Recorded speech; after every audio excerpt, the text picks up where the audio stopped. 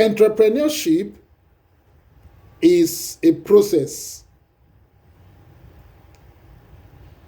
It is a series of activities that are continually ongoing.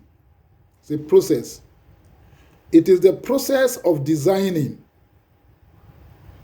launching, and running a new business, which is often initially a small business. Start small.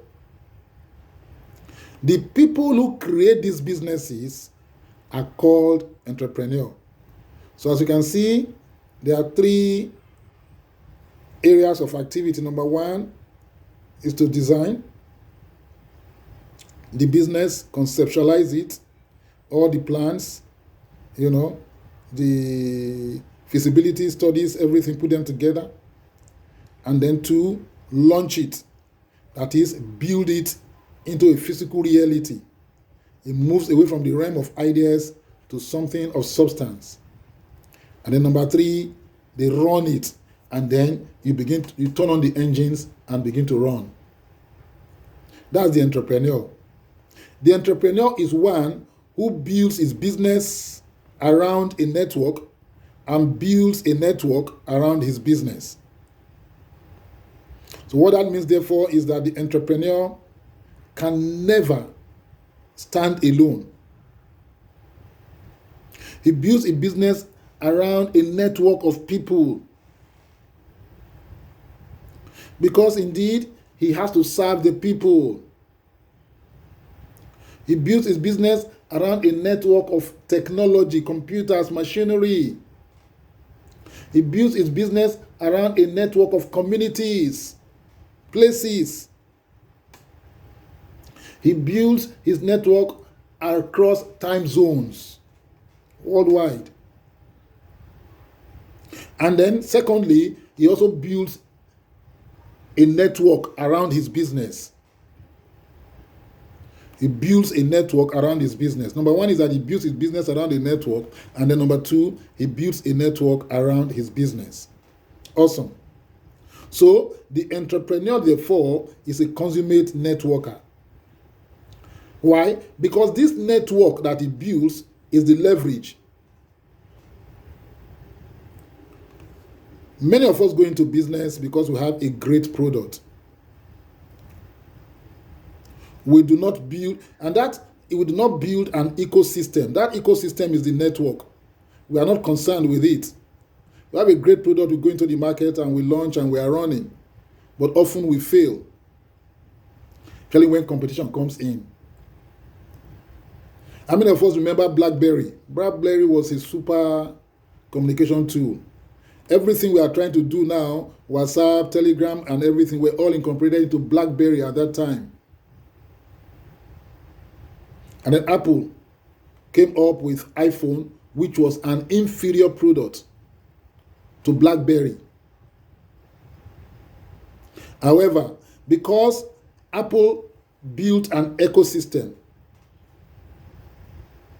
because Apple built its business around a network of people and then built a network of people around its business, it outperformed BlackBerry and drove BlackBerry out of business. So everything we are seeing that are so-called innovations in most of the gadgets we are seeing today, the Androids and the iPhones, were standards in BlackBerry at that time. So the network is the leverage. And the larger the network, the more powerful the leverage. The more resistant you are to competition. The higher your chances of success and sustainability. The network is built with people and a system of controls. A network without a system is nothing but chaos. If you have a network and you don't have a system to harness and coordinate, what you are going to have is you are just hustling. We are hustling. And many of us are hustling. This is what Ebony World has come to help us address, to organize us into a very formidable force, such that we can use less and less to achieve more and more. Less and less, more and more. That's leverage. And I'm sure every one of us wants leverage. Because if you don't know how to use leverage, you are going to labor until you die. You struggle until you die. And when you die, your business dies with you. Because you have not built leverage. There are 4 distinct types of entrepreneurial organizations. 4. So we have finished with our introductory definition. Let us look at the types of enterprises that we can consider to be entrepreneurial organizations. There are 4 distinct types. Number 1 is small businesses. Number 2, scalable startups. Number 3, large companies. And then number 4, social entrepreneurs. Social entrepreneurs.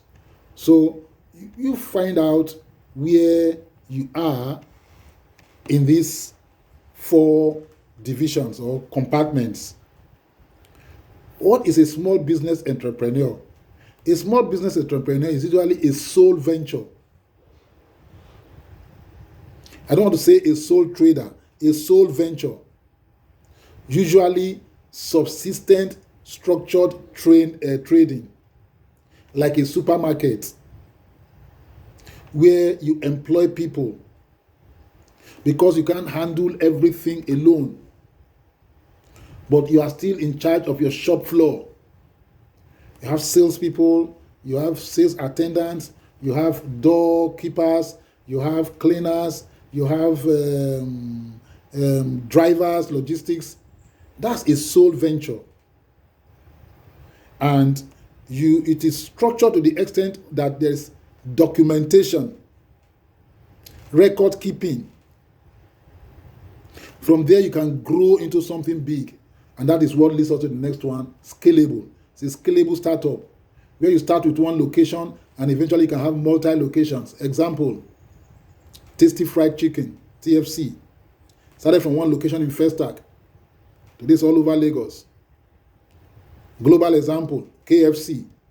Started from a sitting room in the US, and today is a global enterprise.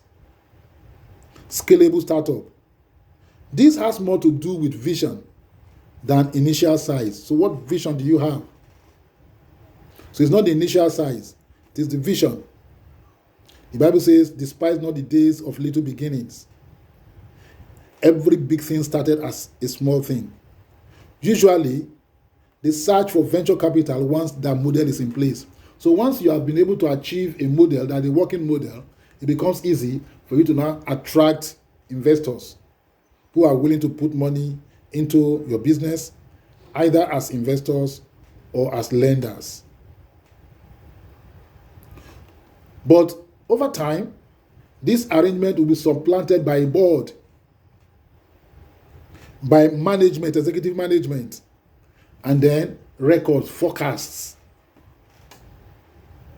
This is the scalable startup.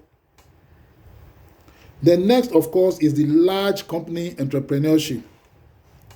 Large company entrepreneurship is usually a spin-off from an existing big organization, where they start a new line of business that usually is unrelated to their traditional line. Example, Dangote Refinery. Dangote has always been known for trading cement, etc., flour, but now they are going into a totally different area, which is petroleum. And so what did they do? They started a new enterprise altogether that is spun off out of the Dangote conglomerate.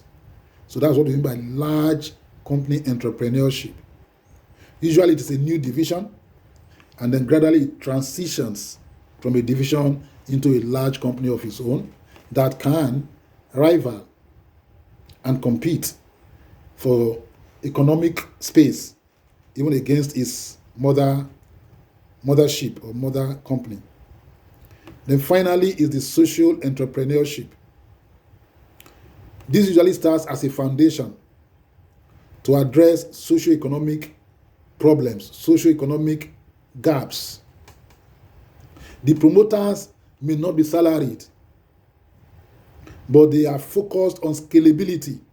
How do we scale it up?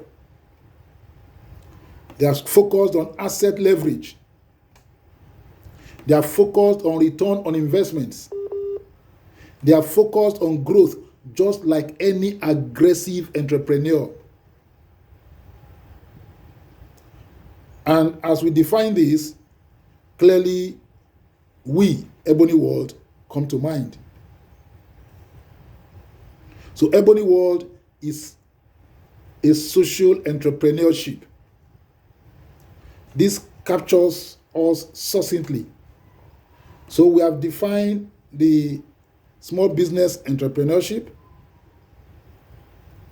We have defined the scalable startup. We have defined the large company entrepreneurship. And we have also lastly discussed the social entrepreneurship. So where do you belong? From those of us talking now, we can belong in either one or four. Small business entrepreneur or social entrepreneurs. The beauty of the social entrepreneurship is our ability to leverage on modern social networking tools. The advantage of social entrepreneurship is the ease with which we can build leverage. It is the ease with which we can scale up to become extremely large. It is the ease with which we can achieve more and more with less and less. So these are the four different types of entrepreneurship. However, regardless of type, entrepreneurs have common characteristics. It doesn't matter whether it is small business venture, doesn't matter whether it is a scalable startup, doesn't matter if it's a large enterprise, float, or doesn't matter whether it's a social entrepreneur. There are certain characteristics that run through all of them because they are entrepreneurs. Number one is resilience. They are resilient. Resilient. That is not easy to break them. They can endure. They go through hardship without breaking down. They are not easily, pushed away. They are not easy to push away. They are persistent. Number two is agility. They are agile, very nimble. They are not sluggish. They react fast. They recognize opportunities fast and respond fast. When there is danger, they move fast. So this is the advantage, of the entrepreneur, is ability to maneuver easily, agility. And then number three, tenacity. Once they hold on to something, like the eagle, they are committed to dying with it because of their convictions, because of their visions. They are tenacious. They are persistent. They are consistent. They face all the odds. Come rain, come shine, they are there. While others are sleeping, they are at it. That's tenacity. And then number four, passion. They are extremely passionate about what they do. Nothing ever great was achieved without passion. Many people just lack the passion that is required to break through. Passion enables you to absorb. Passion gives you joy in the face of adversity. Passion, keeps you going when nothing to show for your effort. Passion just keeps you going. Then lastly, focus. They are focused. Laser focus. They follow one course until successful. They never abandon the ship. They don't abandon the journey. Focus. Focus. They are extremely focused.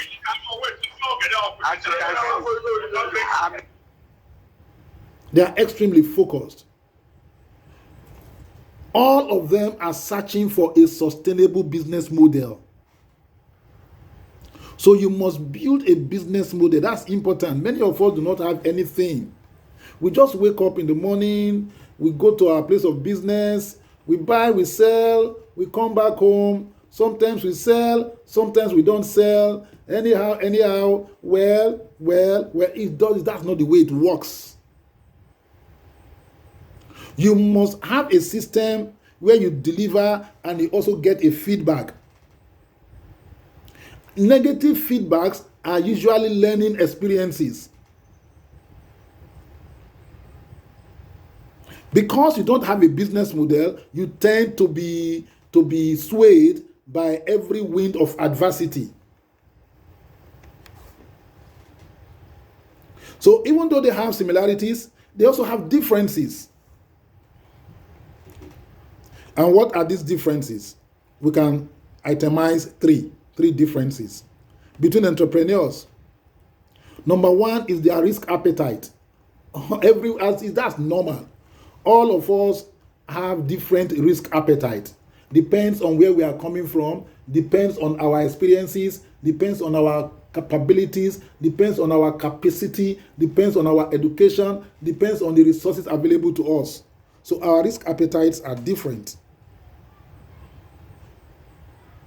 Number two, the size and the scale of the vision also differs from one entrepreneur to another. The size and then the scale.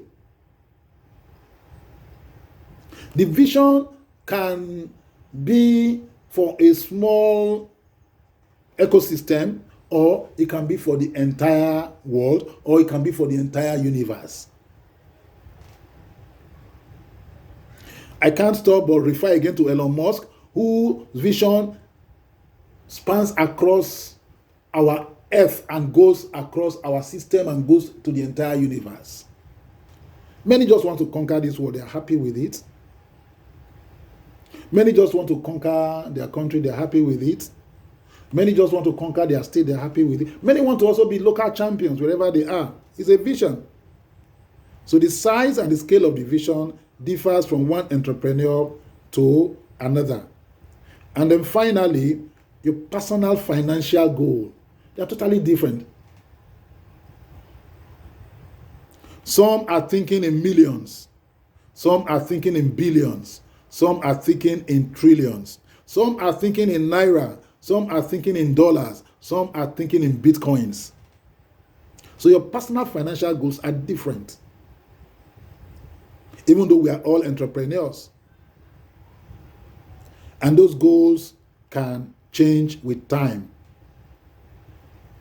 So this is, the introduction to the entrepreneur. And at this juncture, I would just like to step back a bit and then take some questions before we move forward. Yes, any questions or reactions and or contributions?